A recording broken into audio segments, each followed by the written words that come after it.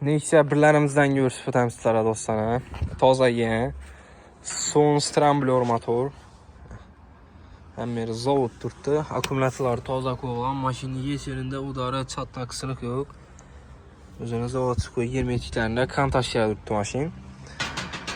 Metan qazları var. 92.000 kilometrə. Özünə xalal yürüyən pravi yəni aks svetində.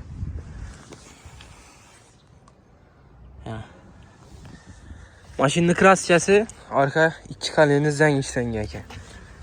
Başqa nümməm kraskası yox. Bugün bərabərimiz polni ustazla görsün. 5 metr bal var aslında. Samonları 92.000 probek maşın dostlar. Balı bəzzətipi nəsənə? Özünüzdə o çıxılı 20 etikində kantaşıya tutdu maşın. 2008-ci yıl Nexia 1.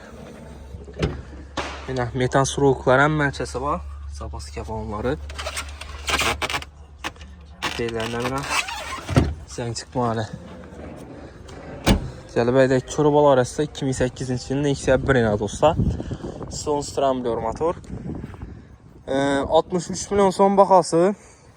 Naxt pul olsun üstündən gəşdirib bana zana üstündə yasal daklı arasında. Koşifir avtomarketdə satova koyuldu maşinimiz dostlar.